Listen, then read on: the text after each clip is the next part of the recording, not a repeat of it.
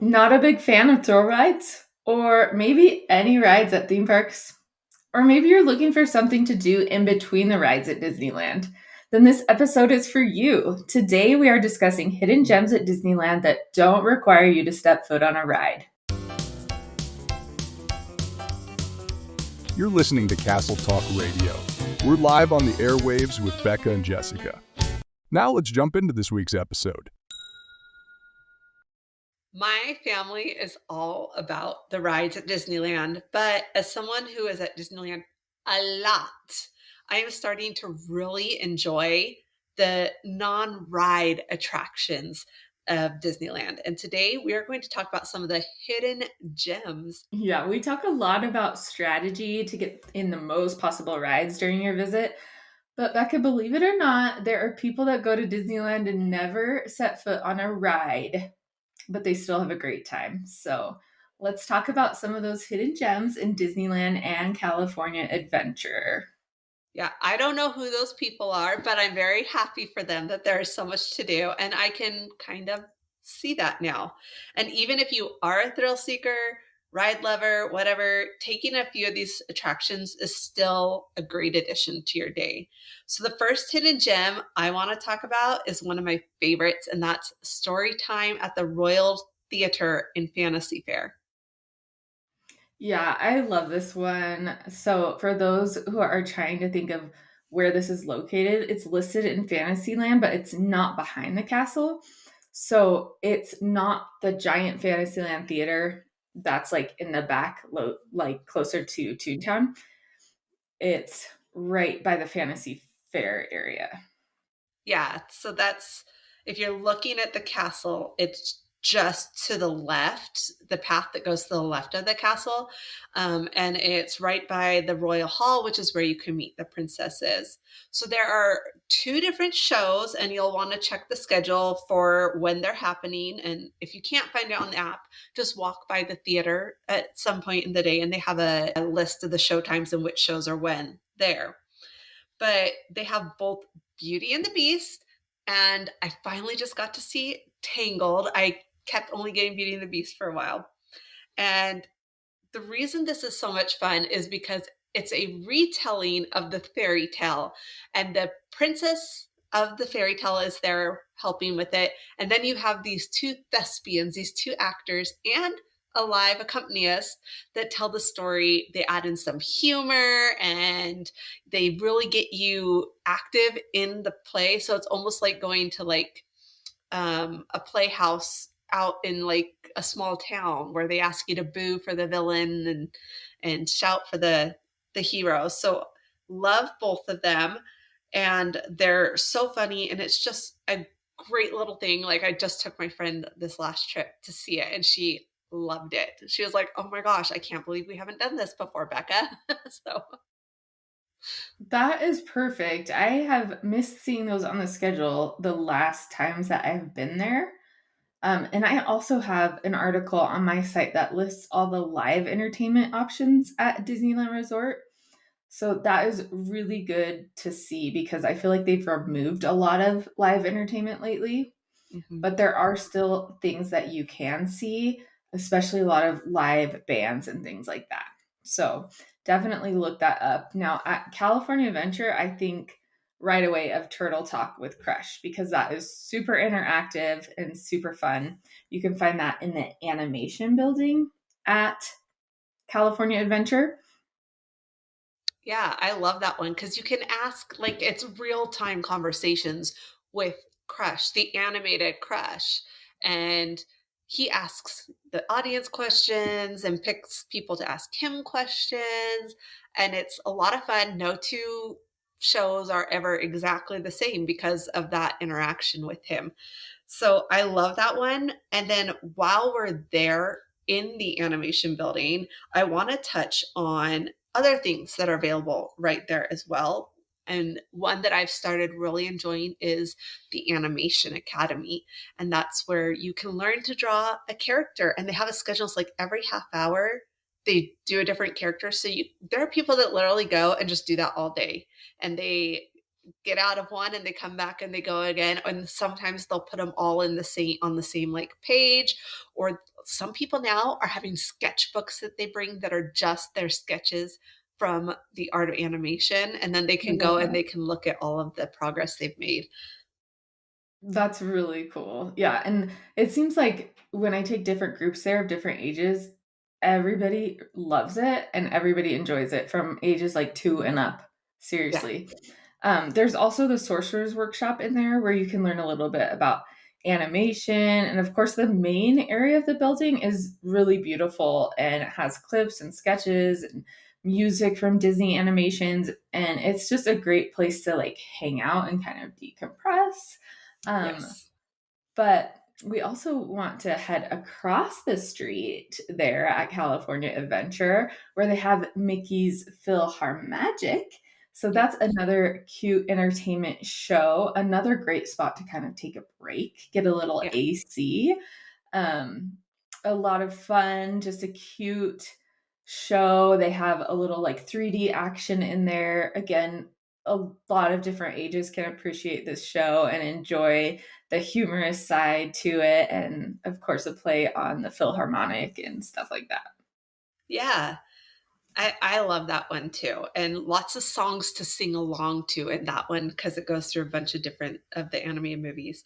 So, really quick, a few other shows that people might enjoy are over in Disneyland, the Main Street Cinema, which isn't a show per se, but it has screens showing old Mickey shorts. And then some people do enjoy Great Moments with Mr. Lincoln. But that's not what I wanna talk about there that's happening. I love what's coming, the idea, because I haven't experienced it yet, of what's coming in July, and that is the new Walt Disney animatronic show that will rotate in and out with Great Moments with Mr. Lincoln, and I'm super excited for that. I know. It's going to be so amazing to see a Walt Disney animatronic. And that is coming as a part of the 70th anniversary celebration, which kicks off May 16th. But the animatronic is coming July 17th, which is Disneyland's actual 70th birthday. So, um, like you said, it's going to rotate. They're going to play the Walt show and then Great Moments show. No word on if you have to watch both of them or not, but it's gonna be incredible and what a great um, just a great way to honor Walt Disney and his original theme park. Right, and as you mentioned, it's for the 70th celebration, and we will have a full preview episode coming before that kicks off, and then we're gonna report on the opening festivities afterwards. But I wanna make sure everyone knows that our friends at Getaway Today currently have amazing deals for the 70th. Right now, guests that are going between May 16th and August 14th can visit for as low as $94 a day when you go for 4 days, one park per day. But they also have deals on 3-day tickets. And then also remember, when you use our link, getawaytoday.com/castle talk, you can save even more money. And they also have like free nights at hotels in the area. And then there's huge discounts on the Disneyland hotels this summer. So definitely go check that out if you are wanting to head there for the 70th. Yeah, I love when they have these summer deals and open it up to everyone. The past couple years, Disney has done that, and then Getaway Today offers those same deals that Disney does, but they even lower it a little bit more because a lot of families can't make the typical deals that we see in the beginning of the year and with kids' school schedules. But this is that summer deal over summer break. And speaking of Getaway Today, our next hidden gem is something that we did with them, and it was so fun. So, remember when we went to Disneyland with Getaway Today as a part of Pixar Fest? And after dinner one night, we ended up heading over to Pixar Pier. And it was just a fun little surprise where we all battled each other at the Pixar Pier games. Oh my gosh, yeah, that was a lot of fun, and some people got competitive, man. I was like, "Whoa." So there are, oh my gosh, is it 3 or 4 games? I think there's 3. There's definitely 4 or 5. I wanna say 4. There's definitely 4, I Okay. feel like. Yeah. Um, and they're just so much fun because you can play against your group, or if you don't have a full group, you might get other parties that play against you. But it's a lot of fun. And that they also had us do Toy Story Midway Mania that same trip the Mhm. next morning for rope Mhm. drop. And we did a competition, and they had like kept score. We had to ride 3 times. It was so fun doing those games. I just Yeah. can't even tell you. Didn't you do it that summer with your family because it was so fun? Yeah. Yeah, so when we did it as part of that trip, I was like, "You know what? This is a really fun surprise and a really fun way to, like, break up the day of riding and do something different and spontaneous." I'm always looking for a way to, like, up the magic and just do something a little bit different with our family. And I've mentioned all the time on this podcast that we take our family every July. It's a family reunion type of thing. We have like anywhere from like 15 to 20 people with us. And we go together for a couple days at Disneyland. And so, what we did this last summer was we did the games at Pixar Pier. And because there's so many of us, each of our family took a spot at the games and then we rotated. So we were each playing. And I just did it as a surprise where I paid for all the games. And so it was just fun. It was fun to be able to treat my family because on this trip, like everyone pays their own way. And it was just fun to put a little bit of extra money in my budget. And I think it cost me around $200 to play like every game for Multiple our whole times. group. And Mhm. because we were all filling up the slots, there's a few games um, that will get a winner. On the ones where you throw the ball into like the hole of like Heimlich's mouth, I think, you have to get like so many in to win. But on other ones, there's a guaranteed winner out of all the Yeah. seats. So I recommend those ones so that someone in your group is gonna win if you fill up all the seats, right? Yeah. So we did those. We And did then all the games. little Luna, if you are worried Yep. about kids that may Mhm. not Need to win. win and how they'll feel, Little Luna is a Yeah. game there that everybody wins. So, And we did it toward the end of the day so that they didn't have to like carry around their prizes all day. But it was just really fun and a fun way to be competitive with each other, but also just to be have a good time and break up the day a little bit. I love doing just those extra things, and now I need to think about something extra and silly and fun to do this next summer. I just think it's a great way to do something special. So yeah, I highly recommend doing a little thing like that if you can put it in your budget and just splurge a little bit for the family. definitely. So, we're going to talk about some other things. We'll have to go through them kind of quickly because we're running out of time. But they just like a week before we're recording this, week and a half, they just abruptly stopped the Disney Junior live party. And everyone was really upset because it was an air conditioned place. It was something fun for little kids. We care about our air conditioning. Yeah. But we just got an announcement that they are bringing something back with the 70th. They're going to put something new in there. Jessica, I'm going to let you talk about this because you have fully read the article and I have not. Yes. Okay. So it starts on May 16th. Surprise! The That is the 70th. kickoff of the 70th anniversary celebration. So May 16th, Disney Junior Mickey Mouse Clubhouse Live will debut at Disney Theater at California Adventure Park. So, this is a must see new stage production, and it is inspired by the Disney Junior show, Mickey Mouse Clubhouse, and the upcoming show, Mickey Mouse Clubhouse Plus, because every preschooler is going to be asking their parents to turn on Mickey Mouse Clubhouse Plus, right? Because everything Right. needs Yeah. a plus. I'm sure So they're going to remember to plus it up. to But plus yeah, it. we have a new show. So this is Yeah. perfect because Disney Junior dance party or what, who knows? Now that it's canceled, I've tossed that out of my vocab. But now we're having Disney Junior Mickey Mouse Clubhouse Live. This is perfect. It will fit Yeah. everything that we need in Hollywood land. It's going to be perfect for our preschoolers, our young kids.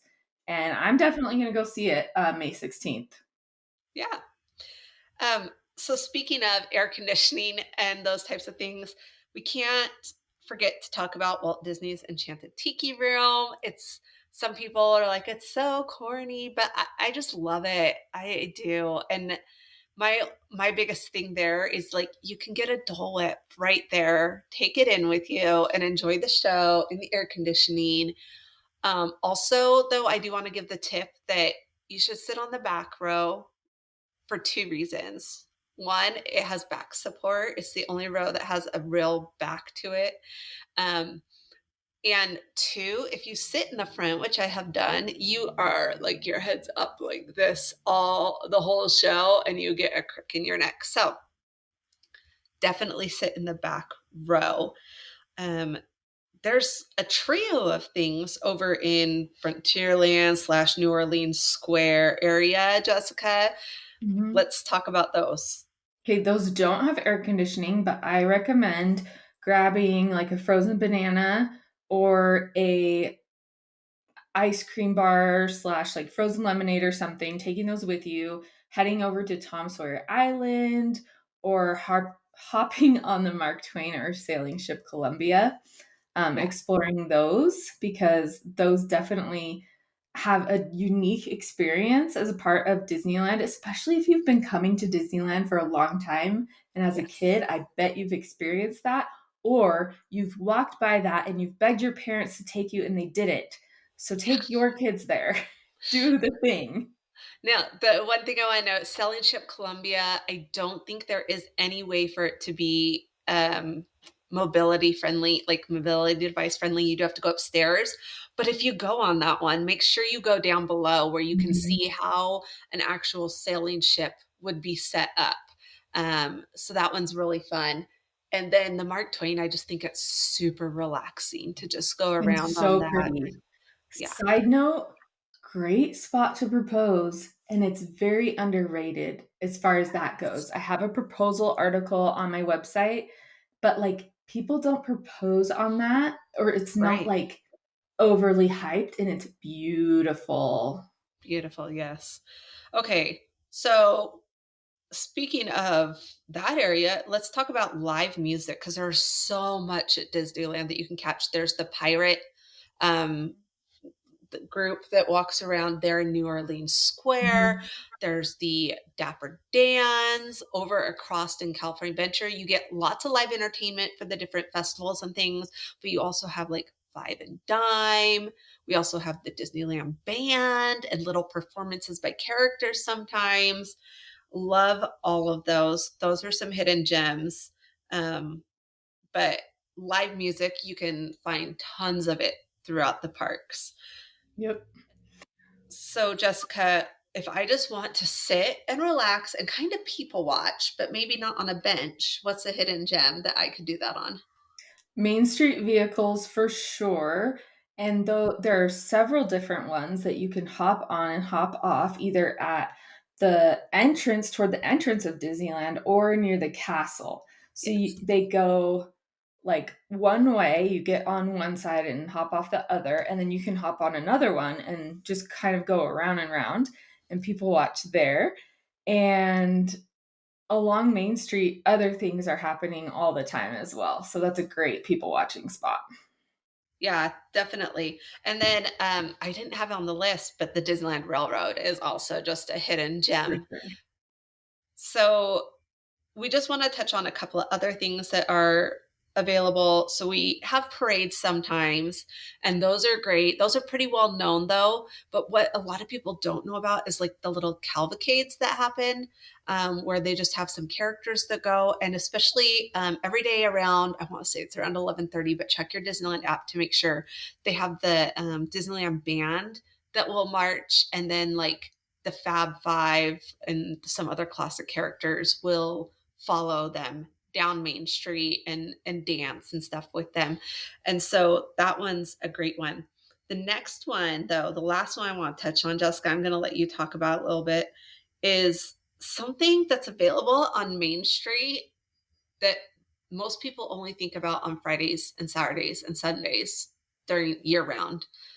Yeah, so that's fireworks and projections, but on nights when there are no fireworks, you're still going to have projections and music to accompany those. So that is beautiful on Main Street and the castle, and you're not going to have as many crowds in that prime space on Main Street and the castle when it's a night without fireworks. So you can see those in other places as well, like on It's a Small World, and Mhm. especially when the 70th begins, we're also going to have a new projection show on It's a Small World that's especially for that area prior to the fireworks projection show each night. So there's a lot to see, a lot to do every day, especially starting May 16th, and Yeah. more entertainment and more things to come. But there's so much to do. Yeah, there definitely is. One thing I want to mention about the projections, I have a friend whose daughter is sensitive to loud noise, and fireworks is one of those. And we were able to watch The Wondrous Journey, which is the one that's coming for the 70th, Mhm. without the fireworks and watch the projections. And it's the first time that she was able to enjoy the show because usually she can't because of the fireworks. And so that made me look at that completely differently. Whereas before I was like, yeah, it's fun, but I'll just walk through it and kind of enjoy it. I'm not going to sit and really watch it. But doing that changed my outlook on that. I So, love that. That's a really cool way to think about it and to appreciate it, that it brings that inclusivity to the Disney experience. yeah, so I feel like we could fill a day or two with just these hidden gems that we have talked about today. And there's also a ton more that we didn't cover. But as a reminder, we always recommend booking 3 days or more in the parks just because then you can do a lot more. You can take in these hidden gems and you can do it at a comfortable pace. So, in addition to the 70th tickets, we want to let you know that our friends at Getaway Today have deals on tickets year round. And of course, we have our exclusive pricing when you go to getawaytoday.com/castle talk. And if you want to speak to someone, then you can also call 855 getaway. Just make sure that you tell them that you want the Castle Talk Radio exclusive pricing. And we'll see you real soon enjoying those hidden gems at Disneyland.